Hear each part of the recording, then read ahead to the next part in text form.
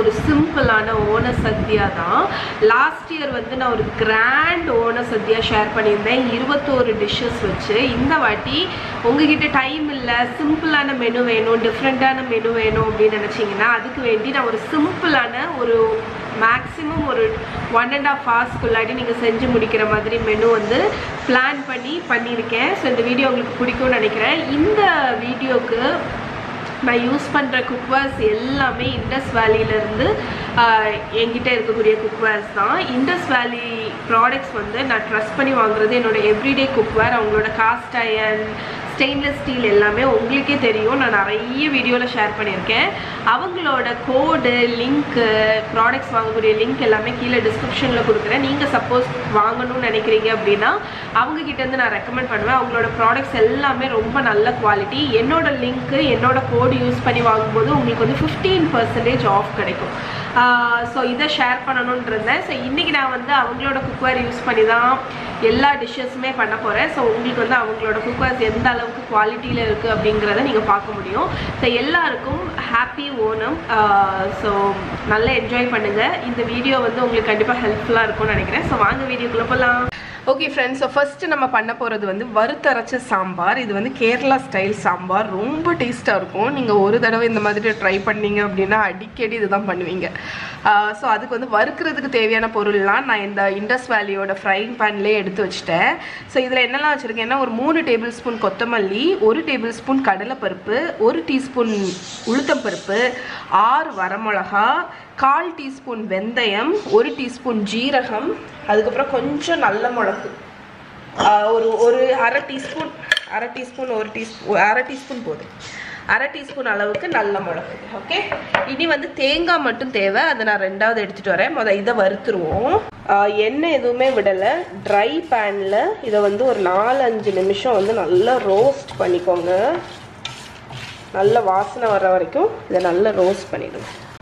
இப்போ நம்மளோட பொருட்கள்லாம் ஒரு ஹாஃப் வந்து வறுத்தாச்சு. இப்போ வந்து கொப்பரை தேங்காய் இருந்தால் நீங்கள் வந்து ஒரு 1/4 கப்லேருந்து 1/2 கப் வரைக்கும் கொப்பரை தேங்காய் ஆட் பண்ணிக்கோங்க. கொப்பரை தேங்காய் ஆட் பண்ணிங்க அப்படின்னா இந்த பொடியை நீங்கள் வந்து கொஞ்ச நாள் வச்சுருக்கலாம். ஓகே, இல்லாட்டி நீங்கள் ஃப்ரெஷ் தேங்காய் தான் தனியாக வறுத்து போடணும். இந்த வறுக்கக்கூடியதெல்லாம் வந்து ஒரு அரை வேக்காடு, ஹாஃப் வேக்காடு வறுப்பட்டதுக்கப்புறம் அதுக்கப்புறமா இதை தேங்காவை ஆட் பண்ணி நல்லா ரோஸ்ட் பண்ணிடுங்க. இப்போ நம்ம வறுத்தரைச்ச சாம்பாருக்குள்ள இந்த மசாலா பொருட்கள்லாம் நல்லா வறுப்பட்டாச்சு. இப்போ இதை ஆஃப் பண்ணிவிட்டு கம்ப்ளீட்டாக கூல் ஆனோடனே மிக்ஸி ஜாரில் போட்டு பவுட்ரு பண்ணி எடுத்துட போகிறேன். இப்போ நம்ம வறுப்பட்டது எல்லாத்தையும் கூல் ஆகிடுச்சு கம்ப்ளீட்டாட்டு. இதை வந்து மிக்ஸி ஜாரில் போட்டு நீங்கள் பவுட்ரு பண்ணி ஃப்ரிட்ஜில் நீங்கள் ஸ்டோர் பண்ணிக்கலாம். இந்த சாம்பார் பவுட்ரு, வறுத்தரைச்ச சாம்பார் பொடியை. ஏன்னா தேங்காய் இருக்கிறதுனால நீங்கள் வெளியே ஸ்டோர் பண்ணுறதை விட ஃப்ரிட்ஜில் ஸ்டோர் பண்ணுறது நல்லது. ஓகே, நீங்கள் சப்போஸ் பெரிய பேட்சாக பண்ணுறீங்க அப்படின்னா இப்போ இதை வந்து ஓரளவுக்கு கொரகொரப்பாக பவுட்ரு பண்ணி எடுத்துகிட்டு வந்துடலாம். ரொம்ப ஃபைனாக வேணும் அப்படின்னு இல்லை. ஸோ கொரகொரப்பாக நீங்கள் பிடிச்சிக்கோங்க. ஓகே, ஸோ இந்த அளவுக்கு நீங்கள் பவுட்ரு பண்ணிடுங்க. இப்போ நம்ம வந்து சாம்பார் வச்சிடலாம். ஓகே, சாம்பார் வந்து நான் இன்றைக்கி இண்டஸ் வேலியோட கேசரோலில் தான் பண்ண போகிறேன். ஸோ அதை எடுத்து அடுப்பில் வச்சுட்டு ஹீட் ஆகட்டும். ஸோ பேன் ஹீட் ஆனதுக்கப்புறம் 1 டீஸ்பூன் ஆயில் ஊற்றிக்கோங்க. நிறைய ஊற்ற வேண்டாம், 1 டீஸ்பூன் போதும். ஏன்னா வந்து இதில் காயை தான் போட்டு நம்ம வதக்க போகிறோம். இப்போ இந்த ஆயிலில் ஒரு 6-7 சின்ன வெங்காயம், 1 தக்காளி, இந்த ரெண்டுத்தையும் போட்டு ஒரு 1 மினிட் சாட்டே பண்ணிடலாம். அதுக்கப்புறம் நம்ம காயெல்லாம் போட்டு வேக வைக்க போகிறோம். இந்த வெங்காயம் தக்காளி மட்டும் கொஞ்சம் எண்ணெயில் வதங்கணும். இப்போ நம்ம வந்து சின்ன வெங்காயம் தக்காளி வதக்கியாச்சு ஒரு 1 மினிட். இப்போ காயெல்லாம் ஆட் பண்ணிடுங்க. நீங்கள் என்ன காய் வேணாலும் ஆட் பண்ணலாம். பொட்டேட்டோஸ், வாழைக்காய், பூசணிக்காய், வெள்ளரிக்காய், எது வேணாலும் என்ன காய் இருக்கோ அதை கட் பண்ணி ஆட் பண்ணிட்டு 1 மினிட் சாட்டே பண்ணிடலாம். காய் எல்லாத்தையும் பச்சை வாடை போகிறதுக்கு. இப்போ இந்த காய்க்கு தேவையான அளவு உப்பு போட்டுக்கோங்க. குழம்புக்கு நம்ம 2வது போட்டுக்கலாம். அதே மாதிரி மஞ்சள் பொடி, இந்த ரெண்டுத்தையும் போட்டு ஒரு 30 செகண்ட்ஸ் வதக்கிடுவோம்.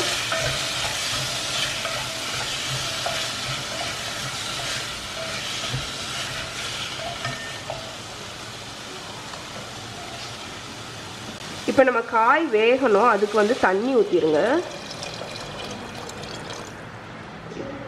தண்ணி ஊற்றிட்டு மூடி போட்டு காய் வேகிற வரைக்கும் விட போகிறோம்.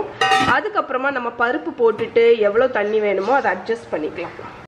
ஓகே, இப்போ நம்ம காய் வந்து முக்கால் பதம் வெந்தாச்சு. இப்போ நம்ம மற்ற ஐட்டம்லாம் ஆட் பண்ணி ஒன்றா வேக விட்டுறலாம். ஃபஸ்ட்டு வந்து ஒரு டேபிள் ஸ்பூன் அளவுக்கு புளி பேஸ்ட். இது நான் ஹோம்மேடாக பண்ணி வச்சது. உங்களுக்கு வந்து இந்த அதாவது இந்த பிளாகில் உள்ள ரெசிபி, பிளாகுன்னு சொல்கிறேன் பாருங்க, இந்த பர்டிகுலர் வீடியோவில் உள்ள எல்லா ரெசிபியோட மெஷர்மெண்ட் வந்து கரெக்டாக வேணும் அப்படின்னு நினச்சிங்கன்னா கீழே டிஸ்கிரிப்ஷனில் கொடுக்குறேன், செக் பண்ணிக்கோங்க. அதே மாதிரி இந்த புளி பேஸ்ட்டு, மட்டா ரைஸ் எப்படி குக் பண்ணுறது எல்லாத்தோட லிங்க்குமே கீழே இருக்கும். சரியா?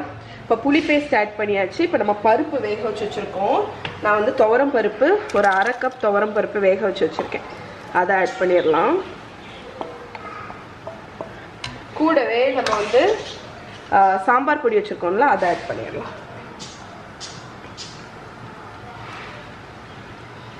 ஸோ தேவைக்கு தக்கன சாம்பார் பொடி டேஸ்ட் பார்த்துட்டு ஆட் பண்ணிக்கோங்க. நான் வந்து சாம்பார் பொடி கொரகொரப்பாக தான் பிடிச்சிருக்கேன். பருப்பெல்லாம் போட்டிருக்கிறதுனால இந்த மாதிரி கொரகொரப்பாக பொடிச்சா ரொம்பவே நல்லாயிருக்கும். ரொம்ப ஃபைனாக பொடிச்சிட்டிங்கன்னா வந்து அது ஒரு மாதிரி குழு குழுன்னு ஆயிரும் சாம்பார். கொரகொரப்பாக பொடிச்சிங்க அப்படின்னா டெக்ஸ்டருமே நல்லாயிருக்கும். இப்போ நம்ம வறுத்தரைச்ச சாம்பார்களை எல்லாமே போட்டோம். உப்பு டேஸ்ட் பார்த்துட்டு கொஞ்சமாக உப்பு போட்டுக்கோங்க. அதே மாதிரி இது ஆப்ஷனல் தான், 1 டீஸ்பூன் வெல்லம். நான் யூஸ்வலாக என்னோடய சாம்பாரில் கொஞ்சம் வெல்லம் போடுவேன், அதனால நீங்களும் எண்ணெய் போட்டுக்கோங்க, செம்ம டேஸ்ட்டாக இருக்கும் வெல்லம் போட்டிங்கன்னா. இப்போ நல்லா மிக்ஸ் பண்ணியாச்சா. இப்போ வந்து இதை வந்து அடுப்பை லோ பண்ணிவிட்டு ஒரு 10 மினிட்ஸ் அது அப்படியே இருக்கட்டும். அதுக்கப்புறமா நம்ம கொத்தமல்லி கீரை போட்டு ஆஃப் பண்ணிட்டோன்னா வறுத்தரைச்ச சாம்பார் ரெடி. செம்ம டேஸ்ட்டாக இருக்குங்க. டிஃபனாக இருந்தாலும் சரி, ரைஸாக இருந்தாலுமே ரொம்ப நல்லாயிருக்கும். ட்ரை பண்ணி பாருங்கள். ஓகே, நம்மளோட வறுத்தரைச்ச சாம்பார் ரெடி. ஃபைனலாக ஒரு கை கொத்தமல்லி கீரை போட்டுக்கோங்க. கொத்தமல்லி கீரை போட்டு மிக்ஸ் பண்ணிடலாம். அதுக்கப்புறமா கடைசியாக நம்ம தாளித்து விட்டுக்கலாம். இந்த சாம்பார் பார்த்தீங்கன்னா இருக்க உங்களுக்கு வந்து திக்காகும், அதனால் அதுக்கு தக்கன கன்சிஸ்டன்சி வந்து வச்சுக்கோங்க. இப்போ வந்து யூஸ்வலாக நம்ம பண்ண போகிற அவியல் வந்து யூஸ்வலாக பார்த்தீங்கன்னா சதையாக்கு வந்து ட்ரெடிஷ்னல் அவியல் பண்ணுவாங்க. நான் அது நிறைய தடவை உங்கள் கூட ஷேர் பண்ணியிருக்கேன், போன சதையால் ஷேர் பண்ணியிருக்கேன். அதனால் இந்த வாட்டி டிஃப்ரெண்ட்டாக ஒரு அவியல் ஷேர் பண்ணலான்னு நினச்சேன். 1 டீஸ்பூன் தேங்காய் எண்ணெயில் உருளைக்கிழங்கு, பீன்ஸ் இந்த ரெண்டும் போட்டு அவியல் பண்ணி பாருங்கள், ரொம்ப டேஸ்ட்டாக இருக்கும். ஓகே, பட் நீங்கள் சத்யாக்கு வந்து ஓணம் சத்யாக்கு ட்ரெடிஷ்னல் அவியல் பண்ணணும்னு நினச்சிங்கன்னா அது என்னோட நிறைய வெஜிடேரியன் போஸ்ட்டில் இருக்குது. நான் கீழே லிங்க் கொடுக்குறேன், மலபார் அவியலோட லிங்க்குமே கீழே கொடுக்குறேன், செக் பண்ணிக்கோங்க. இன்றைக்கி வந்து கொஞ்சம் டிஃப்ரெண்ட்டாக இருக்கணும் அப்படின்னு நான் வந்து உருளைக்கிழங்கும் பீன்ஸும் வச்சு உங்களுக்கு அவியல் செஞ்சு காணிக்க போகிறேன். ஸோ அதை வந்து ஒரு 2 மினிட்ஸ் எண்ணெயில் வதக்கிடலாம். கொஞ்சமாக உப்பு போட்டு வதக்கிக்கோங்க, அப்போ உப்பு வந்து நல்லா பிடிக்கும் வெஜிடபிளில். இது வந்து ரொம்பவே நல்லாயிருக்கும், ஈஸியும் கூட. நீங்கள் இதுக்குன்னு இல்லை, இது நார்மலாகவே நீங்கள் வந்து உங்களோட எவ்ரிடே லஞ்ச் மெனுவில் கூட நீங்கள் சேர்த்துக்கலாம், டேஸ்ட்டாக இருக்கும். ஒரு 2 மினிட்ஸ் அந்த பச்சை வாடை போக லைட்டாக வதக்கிக்கோங்க. அதுக்கப்புறம் நம்ம தண்ணி தெளித்து வேக வைக்க போகிறோம். இப்போ நம்ம காயில் கொஞ்சம் வதங்கிடுச்சு, மஞ்சள் பொடி போட்டுக்கோங்க. அதையும் போட்டு ஒரு 30 செகண்ட்ஸ் வதக்கிடலாம்.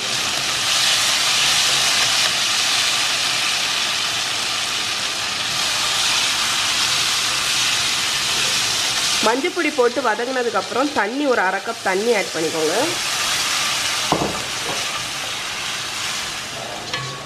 இப்போ வந்து மூடி போட்டு இந்த காய் வேகிற வரைக்கும் குக் பண்ண போகிறோம். ஸோ காய் வேகட்டும். நம்மளோட பீன்ஸ் பொட்டேட்டோ கம்ப்ளீட்டாக வெந்தாச்சு. இப்போ இதில் வந்து அரப்பு போட போகிறோம். ஸோ அரப்பு வந்து என்னன்னு பார்த்தீங்கன்னா தேங்காய், பச்சை மிளகா, ஜீரகம், அதுதான் வந்து அரப்பு. அதை வந்து ஆட் பண்ணிடுங்க.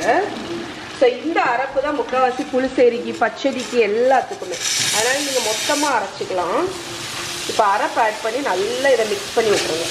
அது மிக்ஸ் பண்ணும்போதே அந்த உருளைக்கிழங்கு வந்து குலைவாக லைக்காக குழஞ்சி வரும் கொஞ்சம்,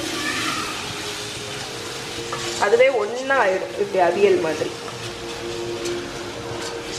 தேங்காய் போட்டதுக்கப்புறம் ஒரு 1 minute போல் அடுப்பில் லோ ஃப்ளேமில் இருக்கட்டும்.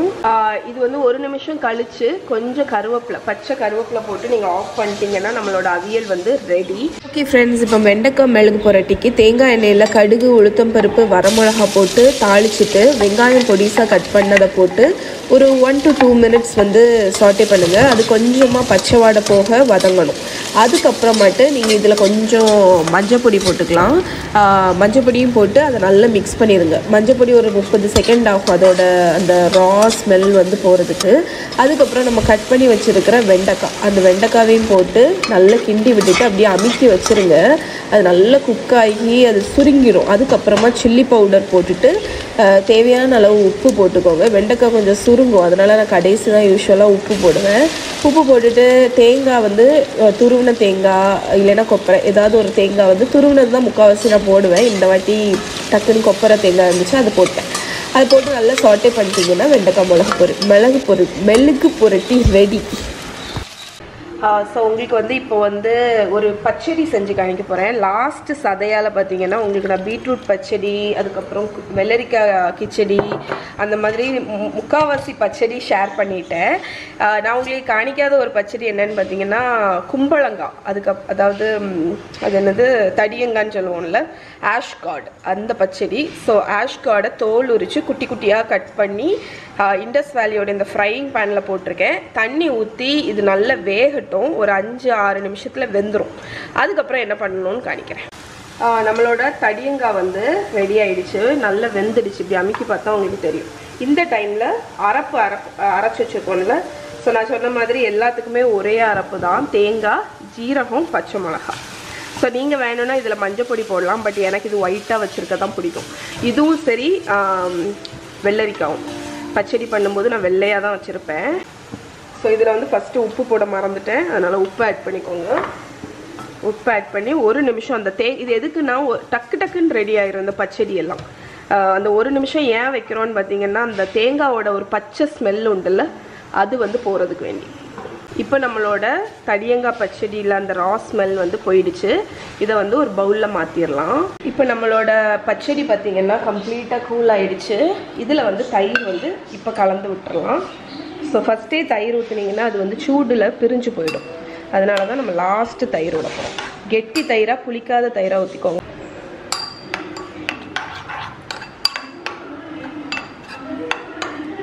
ஓகே, நம்ம பச்சடி ஆல்மோஸ்ட் ரெடி. நீ தாளிப்பு மட்டும் ஊற்றிடுவோம். இப்போ தாளிக்கிறதுக்கு நான் தேங்காய் எண்ணெயில் கடுகு, உளுத்தம் பருப்பு, வரமிளகா, கருவேப்பிலை இவ்வளவும் போட்டு தாளித்து வச்சுருக்கேன். அதில் வந்து கொஞ்சத்தை ஆட் பண்ணிடுவோம். ஸோ நான் வந்து யூஸ்வலாக பார்த்தீங்கன்னா இந்த மாதிரி நிறைய கறி பண்ணும்போது மொத்தமாக தாளித்து வச்சுருவேன். அதுக்கப்புறம் எல்லா கறியிலையும் நம்ம தனித்தனியாக தாளிக்கணும்னு அவசியம் இல்லை, மொத்தமாக தாளிச்சுட்டு எல்லாத்துலேயும் கொஞ்சம் கொஞ்சம் ஆட் பண்ணிடலாம். அவ்வளோதான், நம்மளோட ஆஷ் கார்டு தடியங்காய் பச்சடி ரெடி. ஓணம் சத்யாவுக்கு பார்த்தீங்கன்னா இன்னொரு இம்பார்ட்டண்ட் டிஷ் என்னென்னா குழம்பு வந்து புளிச்சேரி. ஸோ புளிச்சேரி வந்து வைப்பாங்க, மோர் குழம்பு, மோர் கறின்னு சொல்லுவாங்க. வெண்டைக்காய் போட்டு நான் பண்ணி காணிச்சிருக்கேன், பைனாப்பிள் போட்டு பண்ணி காணிச்சிருக்கேன், மாம்பழம் போட்டு பண்ணி காணிச்சிருக்கேன். இன்றைக்கி வந்து கும்பளங்காய் தடியங்காய் போட்டு பண்ண போகிறேன். ஸோ ஒரு பச்சை மிளகா, கொஞ்சம் தடியங்காய், தண்ணி ஊற்றி கம்ப்ளீட்டாக வேக விட்டுட்டேன். இப்போ வந்து இதில் வந்து கொஞ்சம் மஞ்சள் பொடி போட்டுக்கலாம். நான் இது வந்து எல்லோ கலரில் வைக்க போகிறேன் மோர் குழம்பு. ஓகே, ஸோ இது கொஞ்சம் கொதிக்கட்டும். ஓகே, இந்த டைமில் அரப்பு சேம் அரப்பு தான். தேங்காய், ஜீரகம், பச்சை மிளகா இவ்வளவும் போட்டு அரைச்ச அரப்பை வந்து ஆட் பண்ணிடலாம். தேங்காய் போட்டதுக்கப்புறம் இந்த குழம்பை வந்து ஓவராக கொதிக்க விடக்கூடாது. ஜஸ்ட் அந்த ஒரு 1 மினிட்ல அந்த நுரைச்சிட்டு வரும். அந்த டைமில் நீங்கள் அடுப்பை ஆஃப் பண்ணிடணும். மோர் குழம்பு பண்ணுறது வந்து அவ்வளவு சிம்பிள், ரொம்ப ஈஸியாக வச்சிடலாம். ஸோ இது கொஞ்சம் ஒரு 1 மினிட்ல ஆஃப் பண்ணிவிட்டு அதுக்கப்புறம் தயிர் ஆட் பண்ண போகிறோம். இந்த குழம்புல உப்பு ஆட் பண்ணிக்கோங்க, தேவையான அளவு உப்பு ஆட் பண்ணிவிட்டு ஒரு கொதி வரும். கொதிக்க வேண்டாம், நுரைச்சிட்டு வந்தோன்னா ஆஃப் பண்ணிடணும். இப்போ சைடில் பார்த்தீங்கன்னா நுரைச்சிட்டு வருதுல, இந்த டைமில் அடுப்பை ஆஃப் பண்ணிவிட்டு கொஞ்சம் கூலானோன்னா தயிர் ஆட் பண்ணிக்கலாம். நம்மளோட தனியங்காய் மோர் குழம்பு ரெடி ஆகிடுச்சு. இப்போ நான் அடுப்புலேருந்து எடுத்துட்டேன். இதில் வந்து தேவைக்கு தக்கன தயிர் ஊற்றிட்டு மிக்ஸ் பண்ணிடுங்க. இது வந்து கொஞ்சம் புளிச்ச தயிராக இருந்தாலும் நல்லா தான் இருக்கும். ஏன்னா வந்து இந்த குழம்புக்கு புளிப்பே இந்த தயிர்லேருந்து தான் வரும். அதனால் டேஸ்ட் பார்த்துட்டு ஆட் பண்ணிக்கோங்க. இப்போ வந்து இதுக்கு தாளித்து விட்டுறலாம். அதே தான் தேங்காய் எண்ணெயில் கடுகு, உளுத்தம்பருப்பு, கருவேப்பிலை இவ்வளவும் தாளித்து ஊற்றிடுவோம். ஸோ நம்மளோட மோர் குழம்பும் ரெடி. ஓகே ஃப்ரெண்ட்ஸ், ஸோ நம்மளோட டிஷ் எல்லாமே ரெடி. இது ஒரு சிம்பிளான ஓண சத்யா தான்.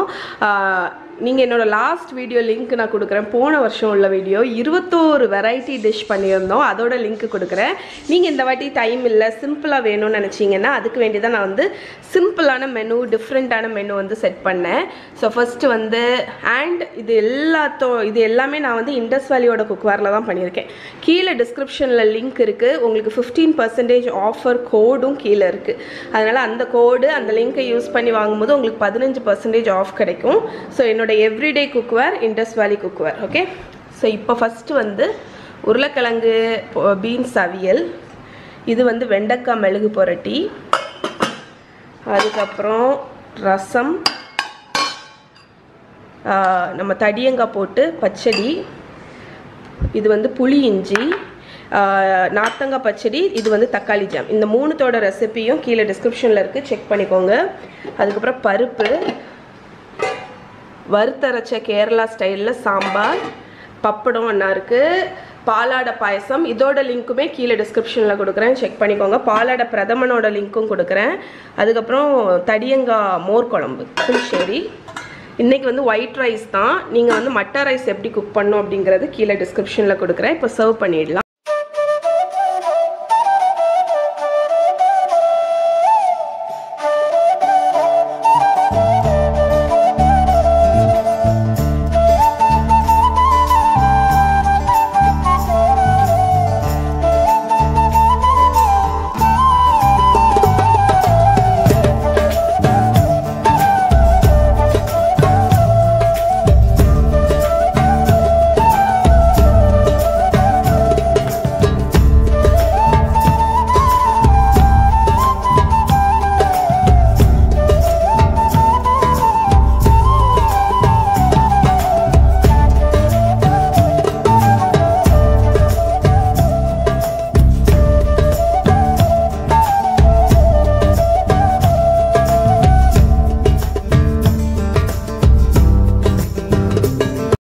ஓகே ஃப்ரெண்ட்ஸ், ஸோ இந்த வருஷம் எங்களோட ஓண சத்யா இதுதான். இதை ட்ரை பண்ணிங்கன்னா எப்படி இருக்குன்னு சொல்லுங்கள். உங்களுக்கு வந்து இதோட லிங்க்ஸு, இந்த ரெசிபியோட லிங்க்கு, இந்த பச்சடி ஜாமு எல்லாத்தோட லிங்க்குமே கீழே டிஸ்கிரிப்ஷனில் இருக்குது, மறக்காமல் செக் பண்ணுங்கள். அண்ட் இண்டஸ் வேலியோட குக்வேரோட கூப்பன் கோடு லிங்க்கு கீழே இருக்குது, அதையும் செக் பண்ணுங்கள். ஸோ எல்லாருக்கும் ஹாப்பி ஓணம்.